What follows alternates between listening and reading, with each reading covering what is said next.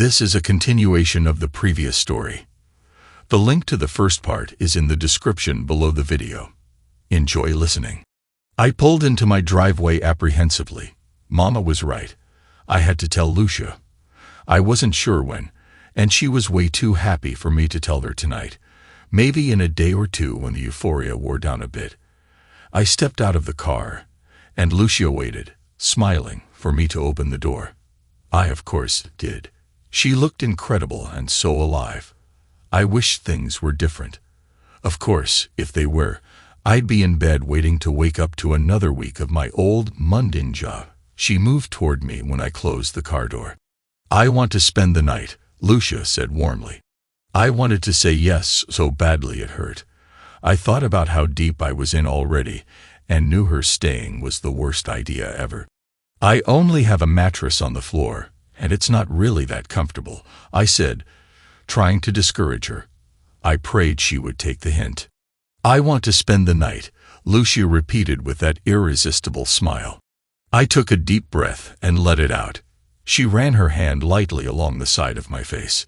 "I'm not really ready for a relationship," I stated weakly. Lucia brightened her smile and kissed my lips. They were as soft as I remembered. Like an idiot, I kissed her back.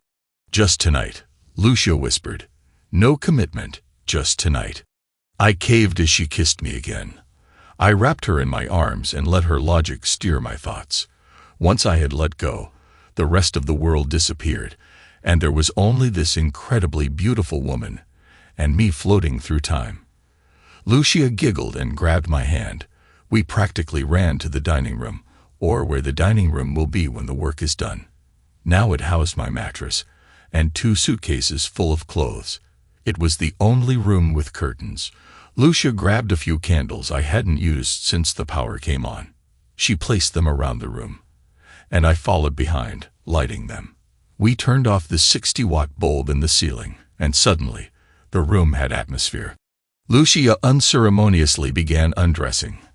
I followed suit, kicking off my shoes and lifting my shirt over my head.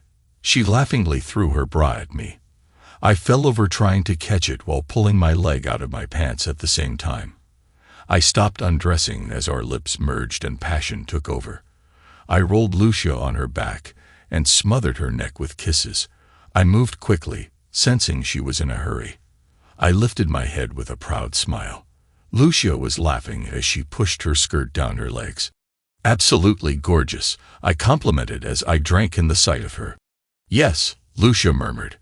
Her hands moved away from my head, and she adjusted her position. Her movements slowed down, a rare moment of tranquility since we left the car. "That feels good," Lucia sighed. I looked up and saw her smiling in the soft candlelight. All her intensity melted away as she guided my touch and kissed me tenderly. "I care for you more than you realize," Lucia said unexpectedly, her smile attempting to lighten the mood. I stayed silent, though that silence itself was a falsehood. She must have sensed my turmoil as her smile faded. She kissed me deeply, gently easing me onto my back. "It's all right," she whispered softly as she leaned over me. The moment ended with a mixture of emotions held in the quiet intimacy. I awoke late the next day, much later than late. The sun was already high in the sky, and I heard a drill in the basement. I quickly threw on a pair of jeans and a t-shirt, noticing Lucia was already gone. I followed the noise down the rickety stairs and into the basement. Lucia was handing a copper pipe to a tall, thin guy wearing overalls. She smiled when she saw me coming down. "Good morning, sleepyhead," Lucia called as the plumber took the pipe from her. I smiled back half-heartedly. "Tom wants to trench a new line from the main," she said, pointing at the plumber. "Looks like someone ran a thin plastic line a few years back," Tom explained while pushing the copper through the hole he had just drilled. "It's no longer up to code, and will only cause you problems in the future. I can trench and lay a new one tomorrow. I don't think we could get the new meter without doing that." "Do it," I said, nodding to Lucia. She looked like she was having fun, and I was happy to see she had fully encased her assets today. I pulled my phone out of my pocket and saw it was 10:30. "I tried to wake you, But you were pretty beat, Lucia said with a wink that the plumber didn't see. I smiled, pretending to see the humor. Sleepiness wasn't supposed to hit until later. I let it slide, hoping it would be like the headaches, brief and infrequent. We spent the day assisting Tom. We were both invested in getting the hot water heater turned on as soon as possible. It turned out Tom was an excellent choice. His brother was the water inspector for the county, which meant minimal delays between installation and inspection. We opened some walls to run piping to the second floor and replaced the old pipes on the first floor. It was dark when we stopped, and Tom left, saying he would be back early in the morning with a backhoe. Lucia spent that night, and the next with me again. I hid the truth and shared my passion. My situation was so deep, there was no ladder long enough to help me climb out. I made no promises, but she inferred a lot, and I had stopped dissuading her. It was Friday when the pain in my head returned with a vengeance. I left that afternoon, lying to Lucia about having to go to the bank. Instead, I went to the hospital. There was a hospice care unit with a counselor who had been recommended to me. I was lost and needed to speak to someone for the first time in my life. I needed to confide and seek advice from someone who understood at least part of what was happening. Dr. Collins, I said, trying to give him the whole picture. He had hair that was a little too dark and a little too full for his age, and I suspected he might be a bit vain. I'm afraid my symptoms are getting worse. He looked down at the copy of my file the previous doctor had sent. Think about what would happen if you don't wake up one day, Dr. Collins said. She finds you not knowing why. Think about how she will feel when she finds out. He paused to let that sink in. You were dealt a shitty hand, Todd. Luckily, you have time to choose how you want to finish, but you aren't letting her choose at all. I know, I stammered. I need to know how to tell her. It hurts just thinking about it. I wish there was an easy way. The doctor said, we can do it for you if you ask, although that rarely works out well. There will be tears and anger, that I can promise you. You will have to be blunt, or she will think you are joking. No one sees this coming. I closed my eyes, knowing I couldn't let this go on much longer. I came here to build my nerve. Experts had a way of solidifying what needed to be done. I left with no new knowledge, only becoming more resolute about what had to be done. I had already screwed up trying to keep Lucia at arm's length. Now I had to pay the price, and it was going to be very expensive. Dr. Collins was showing me out the door, trying to remain supportive. It was his job, and he was good at it. Camilla, I'm finished for the day, the doctor said pleasantly to the cleaning lady who was waiting outside the offices. I recognized the responding voice immediately and nearly vomited when she turned. Todd. What? Mama's eyes were flashing between Dr. Collins and me. I couldn't speak. I had no words. Dr. Collins quickly assessed the situation. Camilla, there are privacy concerns here, the doctor stated clearly. I assumed I had just put her job at risk. Now I was messing up a whole family. This what you know can't control, Mama yelled, ignoring the doctor and pointing at the hospice sign on his door. I saw her eyes straining with a mix of anger and fear. Come, I started to say, but the doctor cut me off. I was in so deep I might as well pull the dirt on top of me. Mama is Lucia's mother, I informed the doctor quietly. His eyes went wide, and I saw a mixture of concern and compassion as he shifted his look between Mama and me. Use my office, the doctor judiciously offered. He held the door open, and I entered, praying Mama wouldn't follow. God didn't listen, and I heard the door close painfully. I turned to face Mama. There were tears streaming down her cheeks. She loves you, Mama choked out. She knows you may not stay, but she doesn't know why. Mama held back a sob. She thinks she changed your mind. This tears her heart away. Mama fell apart in front of me. I did the only thing I could do. I held her and tried to remain strong, but it was hopeless. I'm sorry, I quietly apologized. I wasn't strong enough to stop it. I kept putting it off, and it only got worse. I wished I had never walked into that club. Mama broke out of my arms. No, Mama stated firmly. She not dance no more. It was clear in Mama's mind that this was something that would never change. She not owe that lady money. Jay did that. Never you take back. Mama wiped her eyes. She better off, even if God calls you, she said, nodding as she wrapped her mind around the problem. She raised up on her toes and kissed my cheek. You tell her today, Todd, she said. It wasn't a threat. It was a mother protecting her child. I responded the only way I could. Yes, Mama, I answered, my stomach already doing flip-flops in response to the task. Go, Mama instructed. I have office to clean, and I think better when I clean. The ride home was awful, incredibly too short. Once, when I was 14, my parents had left me home alone for the weekend. Like a typical young man, I tried to impress a girl by taking her for a ride in my mother's car. Inevitably, I smashed the front quarter panel while attempting to park. With no license and no way to explain how I knew where they had the keys, I thought waiting for them to get home was the worst moment in my life. I knew now that episode was a cakewalk. Lucia was humming to herself as she repaired the plaster in what would become the family room. We were working from room to room, repairing the damage done by the new wiring and plumbing. I hated that she was so happy. I was breathing heavily as I entered the room, my pulse racing. Have fun at the bank? Lucia asked naively. The lies were done, only pain was left. I lied, I didn't go to the bank.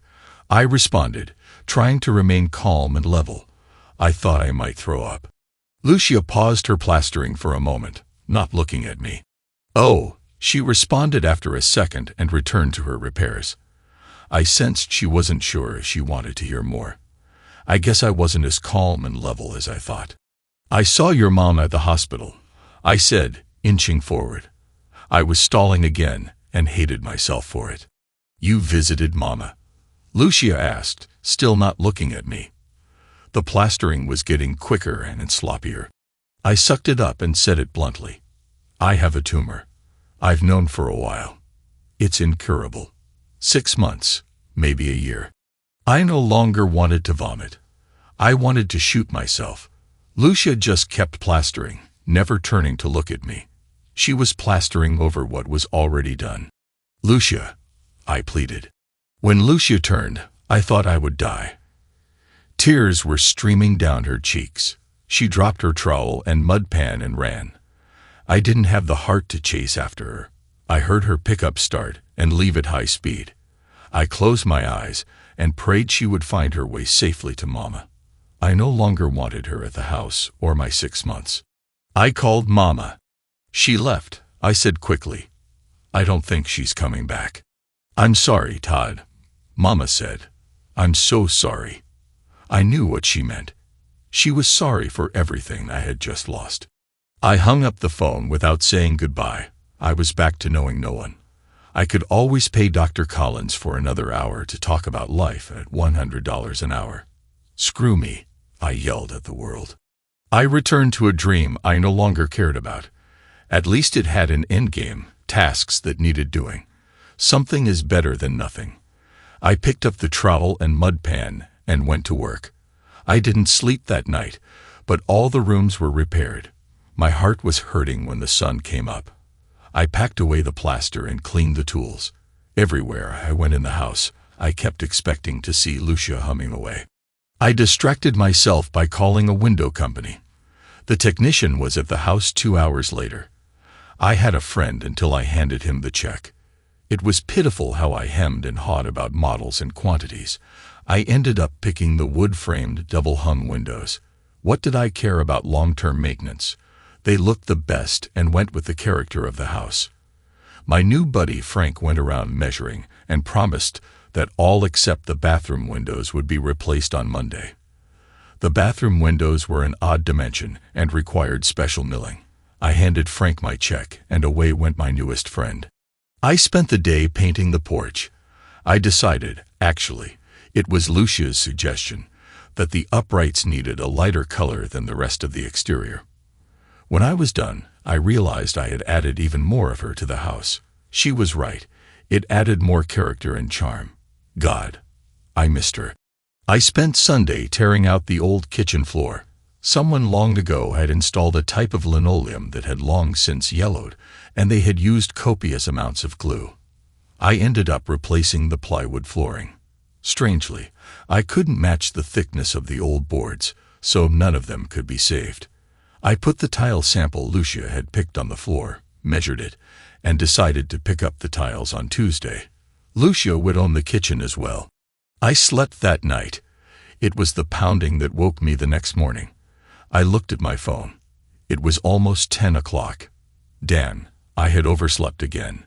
Realizing the window company installers must be frantic, I quickly dressed and headed to the door. I was surprised to see them already in the house. One guy was pounding on a shim while checking a level, and another worker was hoisting a window into place. I must have left the door unlocked. The workers nodded at me but mostly ignored my confused look. I headed out the door looking for the supervisor. To my astonishment, I saw Lucia at the back of the truck arguing with the supervisor. She was refusing 2 of the windows because their seals had already been compromised and they couldn't be installed. I watched as the supervisor reluctantly placed the windows back on the truck, promising replacements by the end of the week when the bathroom windows arrived.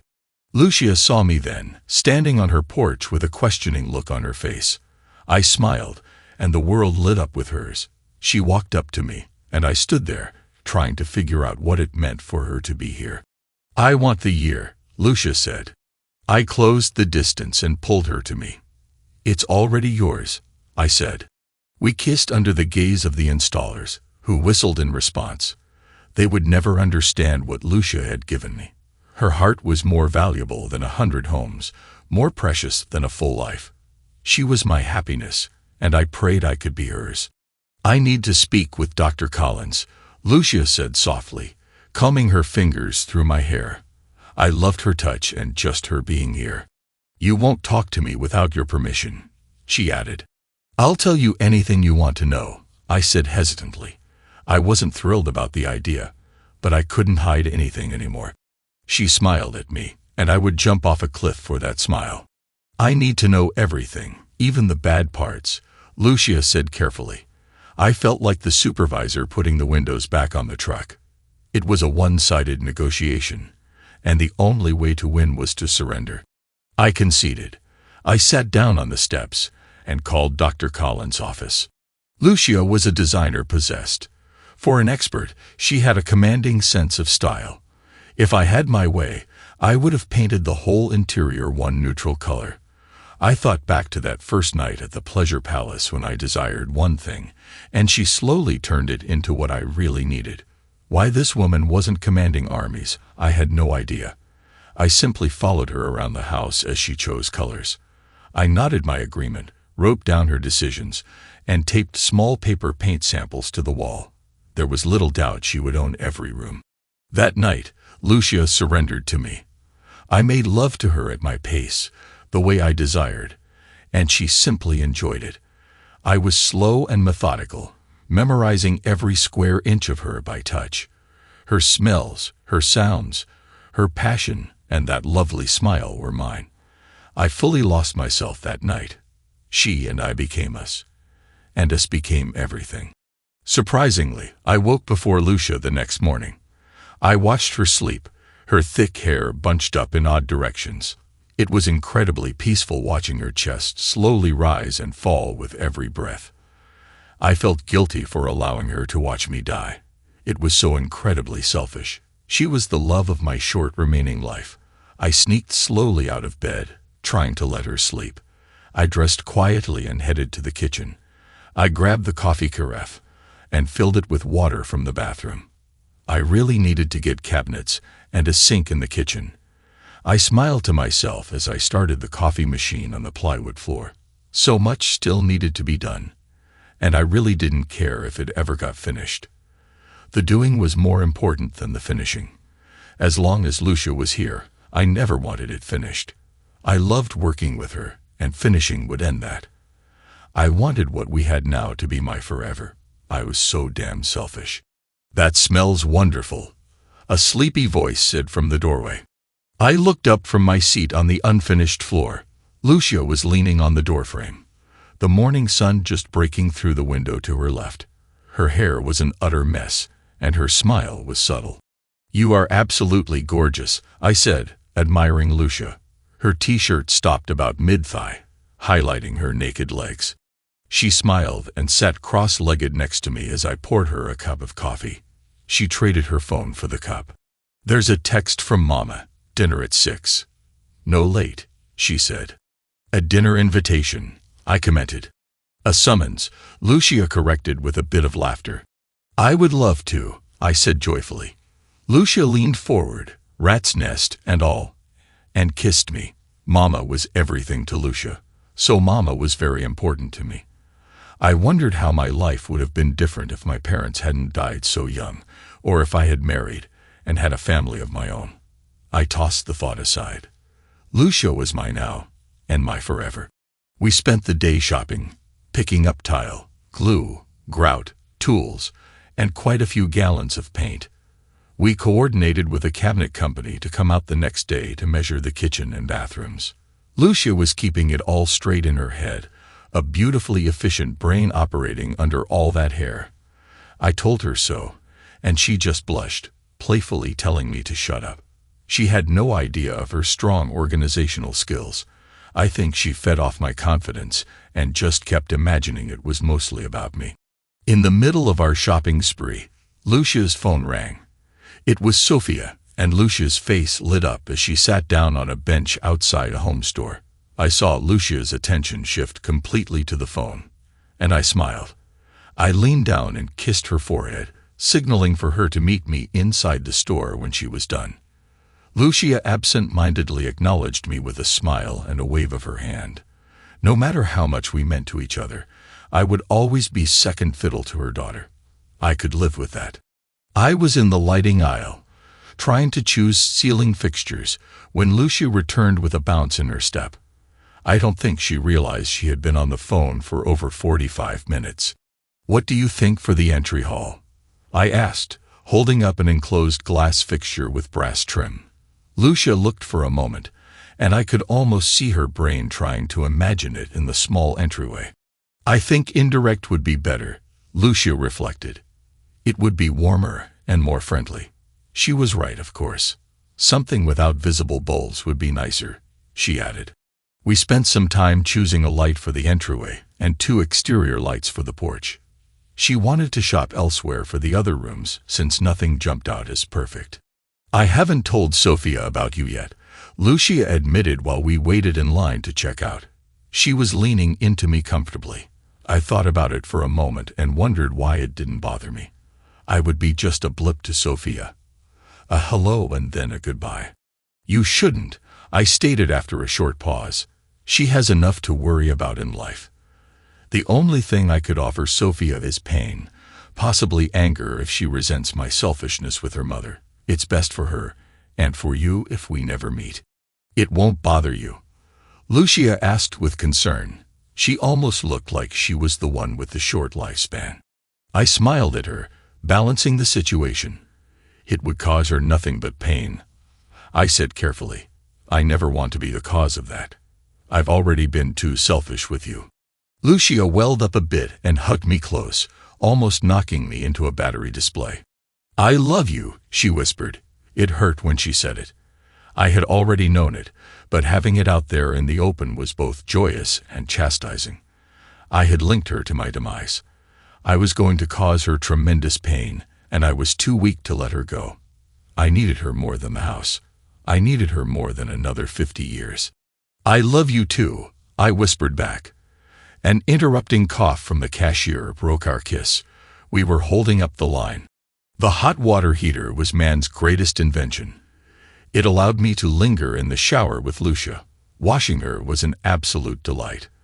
I spent time washing her hair, something she enjoyed very much. The experience wound her up tightly, and she playfully forced me to lie down in the tub. It was slippery, uncomfortable, and so very wonderful.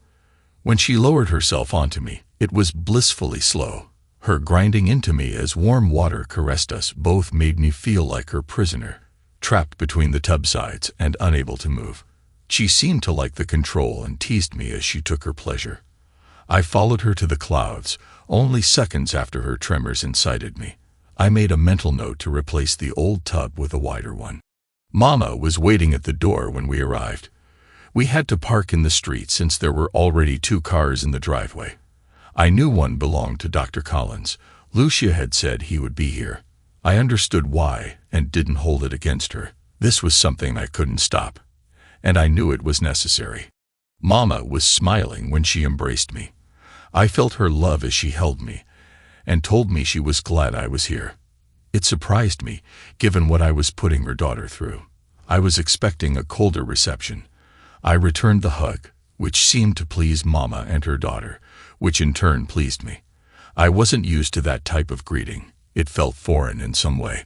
Once inside, I saw Dr. Collins and what looked like a colleague of his. "You padding the bill, Doc?"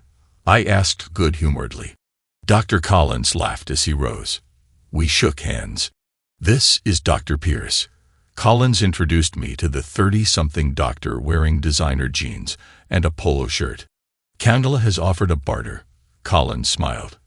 "Dinner in exchange for consultation." "That, and the director told us to be here," Pierce stated with a smile, nodding toward Mama.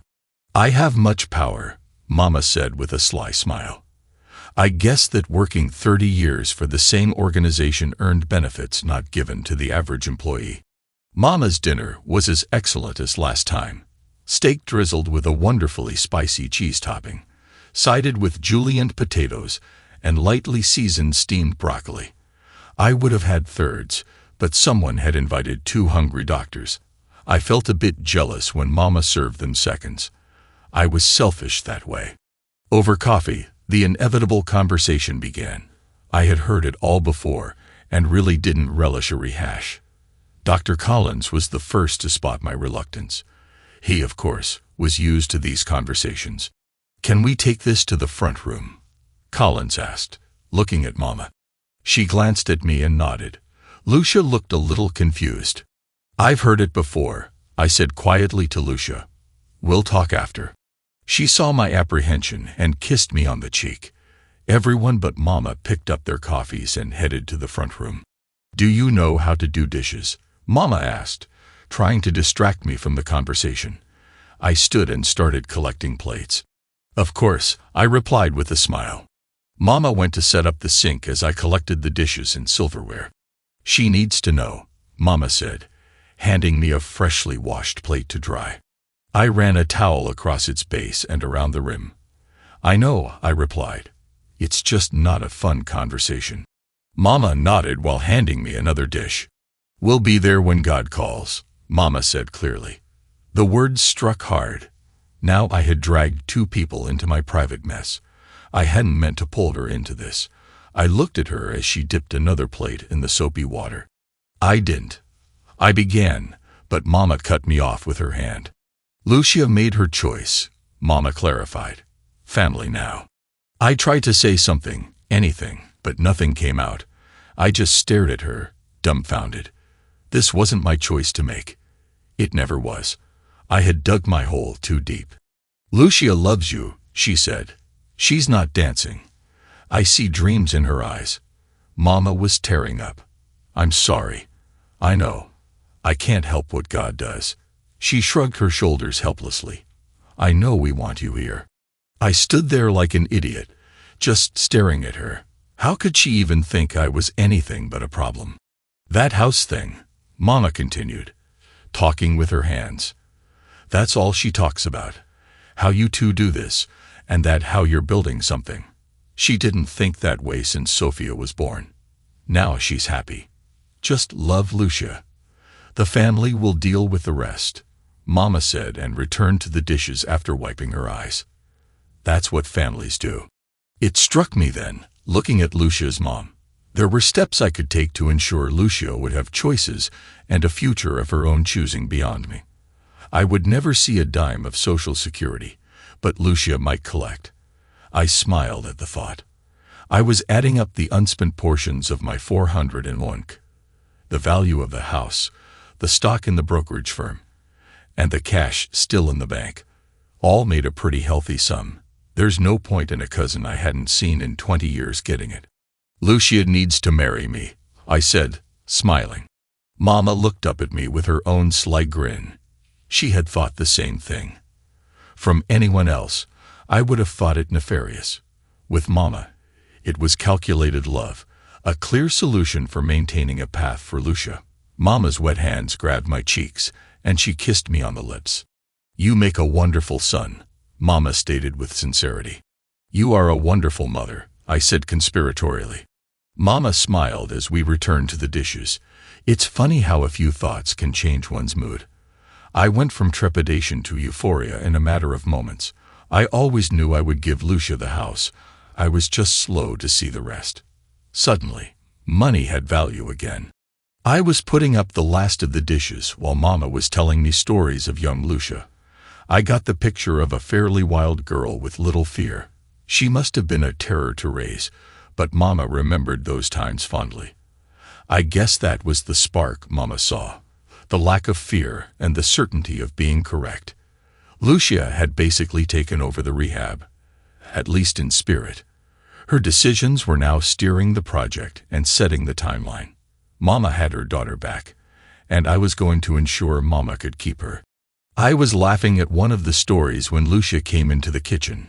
She looked at Mama and said something unspoken. Mama just stood up, kissed her, and left the room. Lucia straddled me in the chair, her hands behind my neck. You won't fight it? Lucia asked. The doctors must have told her about the cancer treatments. I had dropped those ideas quickly. The odds were lottery-sized and meant spending most of my time sick in a hospital bed, not my vision of end of life. No, I said simply. Dr. Pierce agrees with you, Lucia said as her eyes grew cloudy. The headache part scares me. They said it would be painful. I couldn't help her much with that. I will get through it, I said simply. We will get through it, Lucia reiterated, because we have to.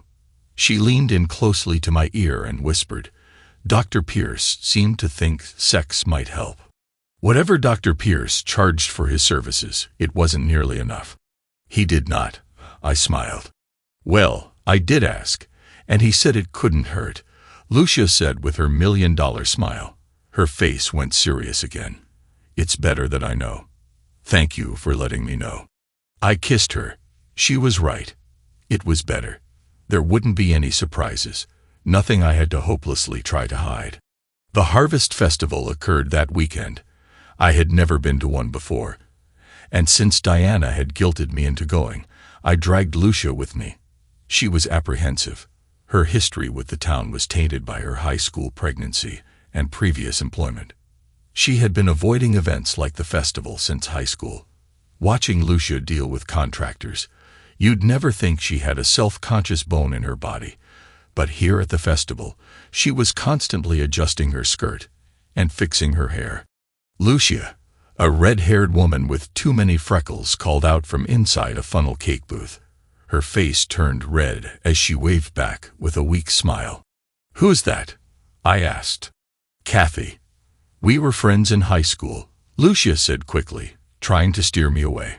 I stopped in my tracks. So introduce me, I smiled. Here was a woman willing to watch me die, and she was afraid of her past. Lucia was uneasy with the request. She looked up at me with pleading eyes. Things got kind of embarrassing after Sophia was born, Lucia whispered. I lost most of my friends and dropped out.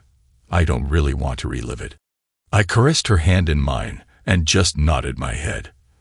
I didn't have the heart to force her to face those demons. This demon, however, thought otherwise.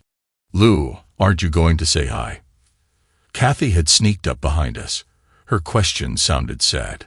Lucia turned and tried to stutter an apology. They stood there looking at each other for a moment, and then Kathy teared up and hugged Lucia.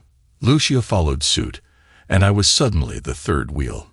A series of half-sentences followed that seemed nonsensical, but were obviously quite clear to both of them. Come on, Lou, we're short-handed, Kathy said, pulling Lucia along. We can talk while we work. I followed behind a very happy Lucia who had forgotten I existed by the time we reached the booth. Talk of children came up, and mouths were moving at a mile a minute. Kathy gave Lucia a children's charity apron, and without thinking, Lucia was working the booth. I felt a tap on my shoulder and turned to see a well-groomed man, also dressed in an apron, with metal glasses, smiling at me. He held out his hand. "Bob," he said quickly. "Todd," I answered, shaking his hand.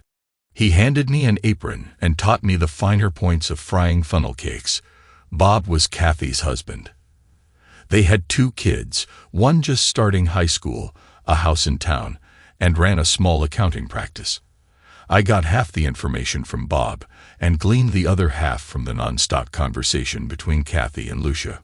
People they both knew came by the booth and talked about old times, the teachers they had once tortured, and the fun they had. Lucia was glowing. Mama drifted by the booth unnoticed by the chattering Lucia. She came up the side near the fryer and smiled at me. "See that? That's what you do for her," Mama said proudly. I smiled back, glancing at Lucia, who was in her own personal heaven. I flipped over the currant cake I was making and looked back. Mama was gone. I guess she knew better than to stick around. There was always work to do at a charity booth. The whole town seemed to eventually pass by, and Lucia's unwarranted embarrassment disappeared that afternoon. In a small town, everyone knew everyone else's dirty laundry. Getting pregnant in high school 20 years ago was no longer at the top of anyone's bad list. Most people were generally interested in what Sophia was up to, which, luckily, happened to be Lucia's favorite subject. It was the most I had seen Lucia laugh since I had known her. It was near dinner time when we were relieved by other volunteers. Lucia finally introduced me to Kathy, who was a good hugger. We all promised to get together in the future and parted ways with Bob's undying thanks for our help. Lucia was no longer concerned about her skirt or if her hair was askew. I loved seeing her with a perpetual smile, nodding at passers-by and trading hellos. "Where would you like to eat?" Lucia queried, turning to me. I smiled and shrugged my shoulders. Lucia lost her smile. "How long?" she asked compassionately. I didn't think my headache was that obvious. "Not long," I lied. It had started about 2 hours ago and had increased in intensity. Nothing I couldn't handle, certainly not worth interrupting Lucia's joy. "Keys," Lucia ordered, holding out her hand. "Come on, we're having fun." I smiled, trying to downplay the headache. Lucia just flexed her fingers, still demanding the keys. I sighed and gave them to her, and we headed to the car. Lucia had me lay my head in her lap as she drove. She had one warm hand over my eyes to help block out the light. It was wonderfully relaxing and lessened the pain. She talked quietly, telling me about all the people she had run into and how they connected to her past. Her voice was always just one hair above a whisper. It never irritated the headache and was soothing to listen to. Nothing she said required a response. I just had to lie there and try to calm my brain. The ugly curtains Lucia had hung in the bedroom now made sense. She closed them, and the late day's sun was completely blocked out. The room became a soothing darkness. She had been preparing for this moment. She pulled back the blankets and had me lie on the cool sheets. She removed my shoes, then hers, and lay next to me. We simply held each other for hours as my head complained. Lucia didn't fuss or cry. She was simply there with me, making sure I wasn't alone. Sometimes, love means doing nothing. The next day, we spent tiling the kitchen floor.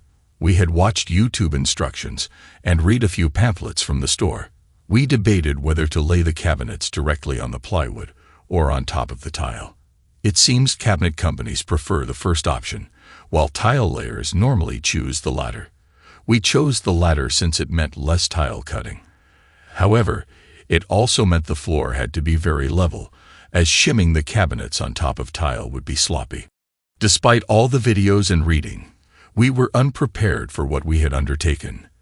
There's a reason professionals get paid well to lay tile. No one ever told us to prepare for crooked walls. Although the corner looked like it was 90 degrees, it wasn't quite perfect. We made the mistake of laying tile along the short wall first, realizing it would cause the error to run along the entire long wall, giving the tiles a crooked look. We ended up tearing out the initial run of tiles. Lucia took it well and rallied into the afternoon. I was more frustrated with the mistake and the time we had wasted. A few kisses and some good-natured teasing got me back on track. Plus, she looked really good in those jeans. While we were finishing the part that would be covered by the new cabinets, I asked Lucia to marry me. For some reason, it didn't seem right to get all romantic about it. If it weren't for my time constraints, I would have waited several months and planned a proper proposal. "I want us to get married," I said conversationally. It sounded kind of ridiculous coming out of my mouth, more like a business arrangement than a proposal. "What for?" Lucia asked, leaning on a newly placed tile to seek the glue. "You don't need a piece of paper. I'm not going anywhere, Todd." She misunderstood my intent. She wasn't angry, just seemed to think it was a waste of time. I was already on my knees, so I attempted to clarify. "Lucia, will you marry me?" I asked seriously. She looked over and laughed. It wasn't an insulting laugh. She had assumed I was joking. Her humor faded when she saw my expression didn't change. "Todd, are you afraid I'm going to leave you?" Lucia asked with concern in her voice. After last night, that was the furthest thought from my mind. I had obviously bungled the delivery. "I'm worried about when I leave you," I informed her. "I want to leave you all this." I gestured to the house. "I can give you choices. I can sort of be there after." I let it trail off, unable to say the obvious. I could admit it to myself, but I still had trouble saying it out loud. Lucia's eyes got glassy. "I am here for you, not for this," Lucia responded, holding up a tile. She was taking it all wrong, and I almost sensed she felt insulted. "I know," I stated clearly. "I'm saying it all wrong. I'm not trying to buy what you have freely given. I wouldn't want it that way." I shook my head, trying to find the right words. I closed my eyes and began again. "If there was time, if I had met you sooner, I imagine us as a family. Me, you, Sophia, and her brothers and sisters. I would have had plans in place. I would never have left you destitute." I opened my eyes and looked at hers. "I want to be part of your future any way I can." Lucia choked up a bit. "How many kids?" she asked with a sniffle. She had her own dreams. 3 or 4, plus Sophia," I answered. My dreams seemed greedy. I saw tears start down Lucia's cheek. She tackled me, smothering me in kisses and dripping a few tears. "It would have been such a wonderful family," Lucia said. "Marry me. Let me take care of my family," I whispered in her ear. Lucia nodded and hugged me tighter. I felt time shift, and I realized I didn't care if I had to redo the entire kitchen. Lucia had said yes. It took us a few more hours to finish the tiles. Impending death has a way of changing priorities. I took Lucia out to dinner to celebrate the kitchen floor, not our impending nuptials. The marriage seemed more like a legal formality, which I guess it was, since a future life together was not going to happen. I offered for Lucia's sake. Lucia accepted for my sake, and possibly for Sophia. Love has a way of crisscrossing our reasoning. "How am I going to tell Mama?"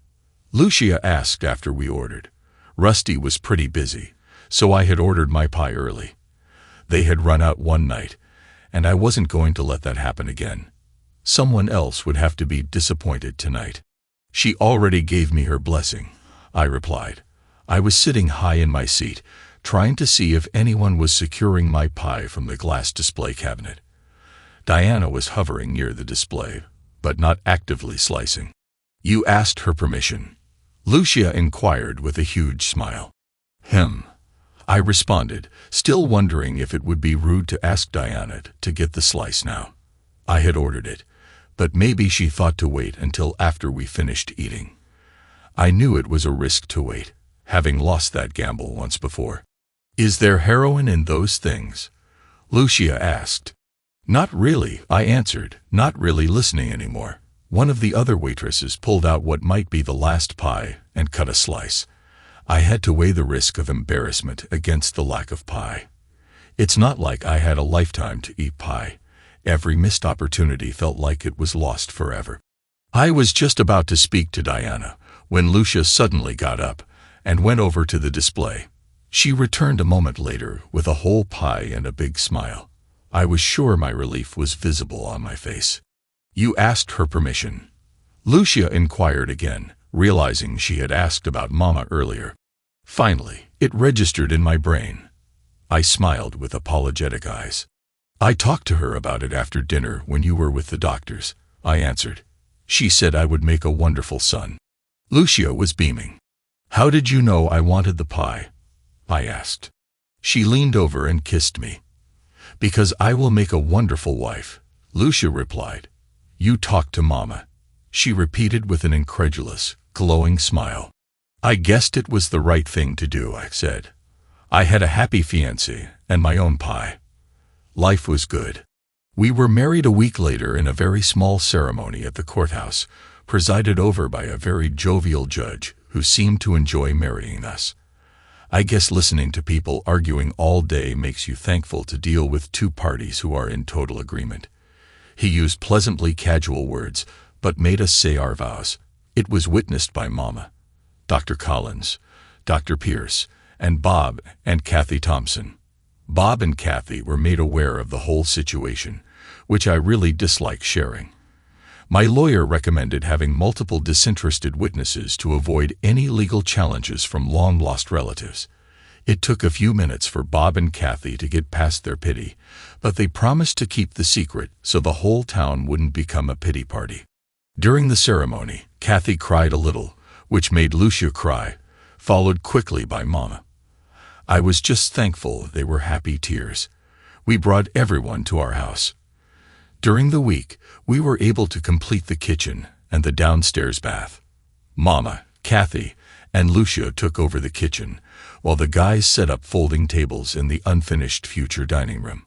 I broke out the beer, turned on some music, and we celebrated. Dr. Pierce admitted he was freeloading, understanding that Mama would be involved in cooking dinner, and decided to tag along with Dr. Collins. I smiled, completely understanding. Life as a bachelor, having spent all but half a day as one, was already a thing of the past. Bob stated loudly that I needed a belated bachelor party. Too late, Lucia yelled from the kitchen. I laughed at her bullet-like response. Bob just wants a reason to see strippers, Kathy chided loudly. I went silent, realizing they probably didn't know how I met Lucia. I hoped Lucia wasn't uncomfortable with the comment. I wondered how Mama was taking it. How Todd met Lucia, Mama said, to my shock, coming clearly from the kitchen. The two doctors just sipped their beer. I sensed they already knew. Bob's eyes went wide as he looked at me. I gave him a half smile and shrugged my shoulders. She danced to put Sophia in college, Mama clarified proudly. I heard nothing from Lucia, so I went to check on her. Lucia and Kathy were hugging when I entered. It seemed to be a mix of sympathy, forgiveness, and love on both sides. I raised my beer to the dining room. Here's to mothers, I toasted, and the children they love. A chorus of hear, hear was returned. Lucia looked up and smiled. Mama looked at me and nodded. There's all the dirty laundry out, Mama stated. Life goes on. I had to admire her boldness. Lucia didn't have to hide her past anymore. Kathy certainly wasn't holding it against her. Bob seemed impressed that I had married a stripper, and the two doctors got a free meal. Mama's timing was perfect. The dinner was amazing.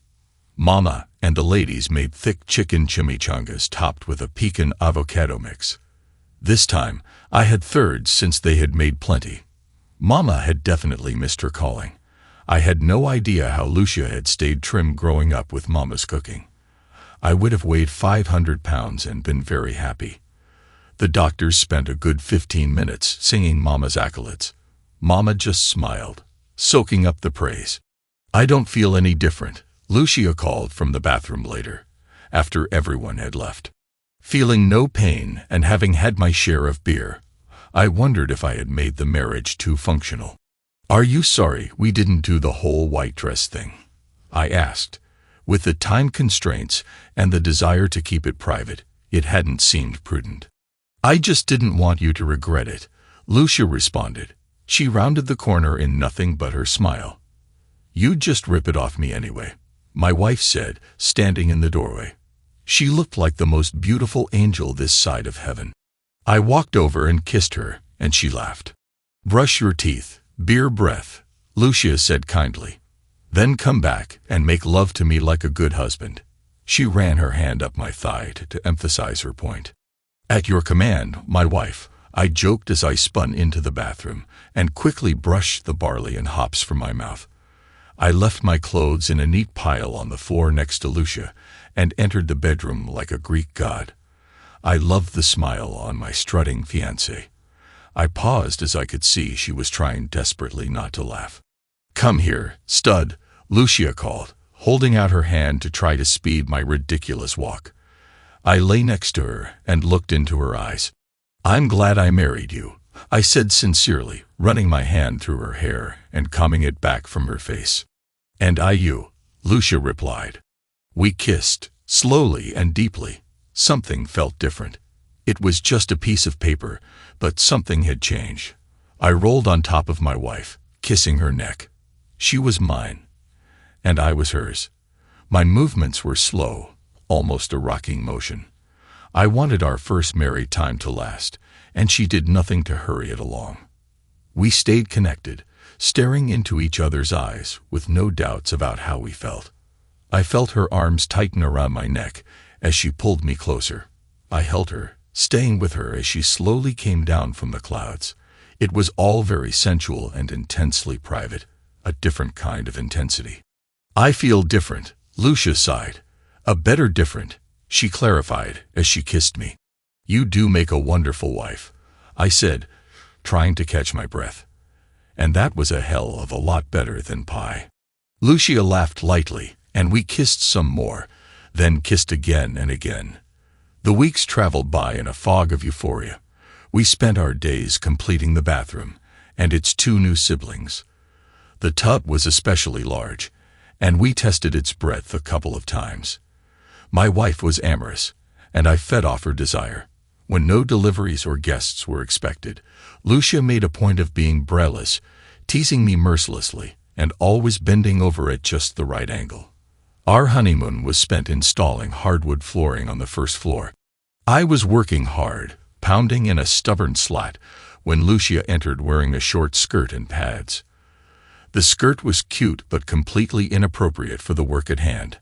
I gave her a questioning look, and she just giggled and got down to work. It was 2 hours before we returned to the flooring. The inevitable happened while we were painting the dining room. I was up on a ladder, trying to carefully edge a light blue color along the wall without marring the ceiling. I was inwardly proud of my steady hand, not needing a guide to shield the ceiling anymore. The headache came quickly, transforming from a dull ache to a blinding pain in a matter of seconds. I stumbled off the ladder and landed on my backside, cringing and closing my eyes. It felt like someone had driven a hot poker into my skull. Lucia was at my side immediately. She relieved me of the paintbrush and helped me stand. "I have you," Lucia whispered. This was much worse than before. I knew she could see it even as I tried to open my eyes and ease her worry. The light was blinding and seared into my brain. I had to close my eyes or give up standing. She guided me upstairs to the dark sanctuary and laid me on the bed. My jaw hurt, and I realized I was grinding my teeth. I had expected pain, but I hadn't anticipated the agony I was feeling. "You need the pills," Lucia said quietly. I could hear the desperation in her voice. This was hurting her too. I shook my head, not wanting my own voice echoing in my skull. I wasn't ready to leave reality. "Please," she said, and I shook my head again. I wrapped my hands over my ears to block out what sounds I could. My head was on fire. Lucia curled up next to me, silent. I could feel her heart beating too fast. It was the first time I wished she would leave me. I could suffer through my pain, but I had trouble enduring hers. Some time later, time moved strangely. I felt her rise and was thankful when I heard the door quietly close. I was left with only my broiling brain. She should be spared this. Everyone should be spared this. Lucia quietly returned later. The pain had not lessened, and I had failed to come to terms with it. It was not something I could ignore, though I continued to try. "You have to eat," Dr. Pierce said. "It would ease the pain." Lucia lied, although I didn't know it then. She handed me oatmeal mixed with cinnamon. I ate with my eyes closed. Even swallowing seemed to ignite the fire. I ate in desperation, hoping it would dull the sharp edges of the knife searing into my skull. In time, it did. The pain began to fade, but my muscles went limp with it. I opened my eyes lethargically and saw my wife in tears. "I'm sorry," Lucia whimpered, tears flowing down her cheeks. I reached out to Lucia, trying to comfort her and reassure her that everything was all right. My muscles felt heavy and uncooperative as my head sank deeper into the pillow. The world seemed to take on a glossy hue with no detail, and my wife, in all her beauty, seemed so far away. "It's okay," I slurred, closing my eyes, because it took too much strength to keep them open. I could still feel the pain, but it felt more like a distant memory than anything too disconcerting. I faded into sleep. I awoke what felt like a century later. My thoughts were foggy, but the pain was gone, though I knew it would return.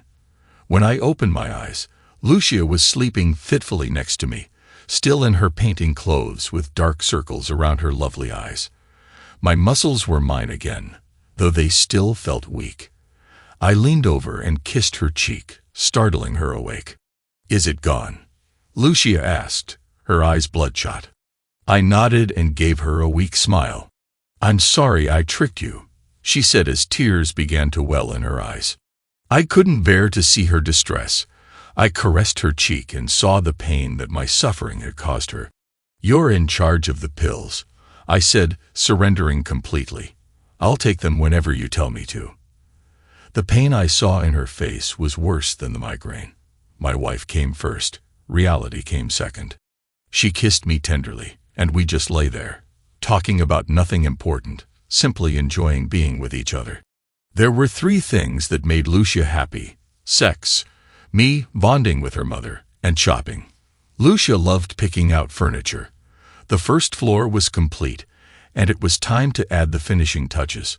Her eyes were glowing as we went from store to store. She had a notebook full of primary and secondary choices, as well as managing the budgetary concerns. My mind was completely jumbled with choices by the time we visited the last store.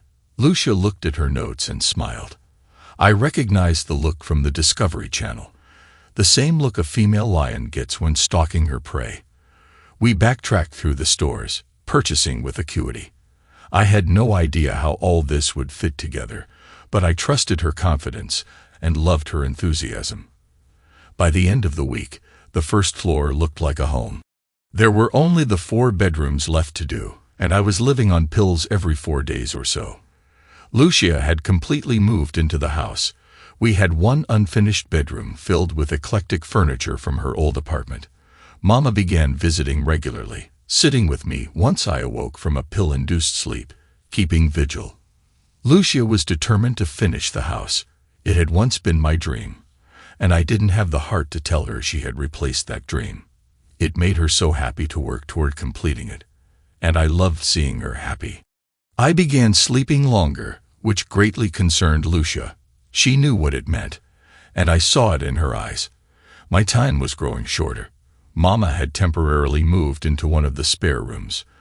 As soon as it was finished, she saw the signs and was determined to see Lucia through. I spent long hours talking with Mama when Lucia was busy elsewhere. We talked about my wife, my end, and making sure it wasn't Lucia's end. I admired Mama's strength.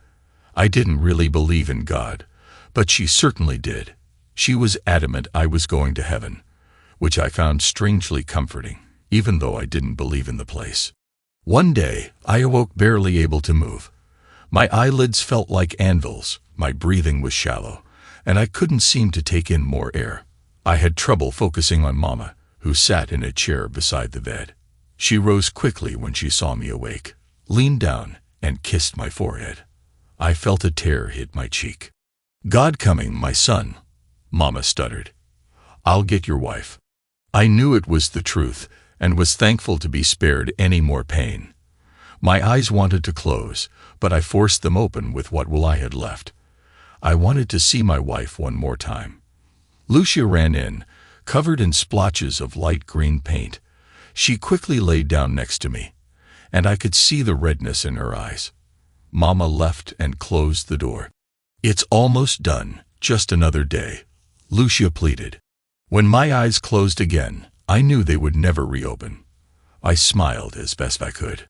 "It's okay," I said softly. "It's okay." I repeated how things had changed since we first met. Lucia hugged me and started to cry. There was nothing I could do about her pain. I knew this day would come, and I had dug the hole so horribly deep. "Thank you for being my wife," I whispered. She raised her tear-stained face and looked me in the eyes. I was mesmerized by her angelic face. As my eyes closed, her lips gently took me into darkness. The spring weather was giving way to summer's warmth. Lucia and her mother, Camila, were dressed conservatively and sat in the front row on the lawn. Hundreds of white folding chairs were arranged in neat rows, filled with well-dressed parents, grandparents, and friends. No one was more proud than Lucia. The stage was only a foot off the ground, just enough elevation to set it apart from the immaculate grounds of the relatively small university. The chancellor was giving a dry speech about the past and the new future represented by the graduates they were about to present. His robes were ostentatious, adorned with many long ribbons of various colors running down the front. Lucia had no idea what they signified but smiled, thinking they might be self-installed. "All our graduates are stars in their own right," the chancellor droned on, "but one always seems to shine brightest. It is with great pleasure that I introduce you to your valedictorian, Sophia Mendez." Pride blanketed Lucia's face as her daughter took the podium. Camila grabbed her granddaughter's hand and smiled as Sophia approached the stage. Sophia had the same thick raven hair as her grandmother and mother, and the same smile adorned her lips, but her eyes were more intense, inherited from a father she would never meet and never desire to meet. Sophia looked down from the stage and found her mother's eyes. She smiled, and her mother beamed her love back to her. Sophia's mother had talked with her last night. Sophia had seen the changes in her mother and watched her new property management business prosper from afar. She had sensed an underlying sadness and had gleaned parts of the story her mother had refused to tell. Last night, she learned it all and cried. She cried for never having met Todd, the man who gave her mother a future and secured her own dreams as well. She mostly cried for her mother because the love she found had left too soon. Sophia's speech was the typical fare by valedictorians. It spoke of accomplishments and goals, littered with humorous anecdotes that only the graduates seemed to understand and appreciate. It was well received and not overly long. Both Lucia and Camila were at the edge of their seats, trying to memorize the moment. Near the end, Sophia shifted to thanking the school faculty and everyone else who helped make it possible. "My friends," Sophia paused. "We can't forget our friends who helped make this journey possible and more enjoyable. I thank all of you, especially you, Tammy." She swept her hand over the black-cloaked graduates sitting on the left side. "Our families." She paused again and looked at her mother and grandmother. "Thank you, Grandmama." Lucia felt a tear run down her cheek as Sophia's eyes found hers. "Thank you, Mama." Sophia pushed her written speech aside and felt her eyes water. She really tried hard not to let it affect her voice. "I also have to thank my father," Sophia said softly. Lucia's tears flowed freely. "Not my biological father, who left my mother to raise me alone. I speak of the man who loved my mother, the one who gave her her dreams back, the one who guaranteed I could achieve mine, the one I regretfully will never meet since God took him before I could." Sophia's voice cracked as she looked up to the blue sky. "Thank you, Dad." Sophia left the podium before tears overwhelmed her like they had her mother. The crowd applauded and the graduates cheered. Both had sensed the sorrow. Lucia was trying to hold herself together and failed. Too many emotions, pride, loss, and love, flowed through her in waves. "I just wish I could have finished the house in time," Lucia whimpered. She deeply regretted not fulfilling Todd's dream while he was alive. Telling Sophia helped, but the pain was still fresh. 2 years had barely begun to dull it. Camilla just smiled at her daughter and pulled her close. "Baby, he didn't care about the house," Camilla said softly. "His dream was about you." Thanks to everyone who took the time to listen to today's stories. If you enjoyed it, please consider liking and subscribing if you haven't already. Feel free to share your thoughts on the events in the comments below. Take care.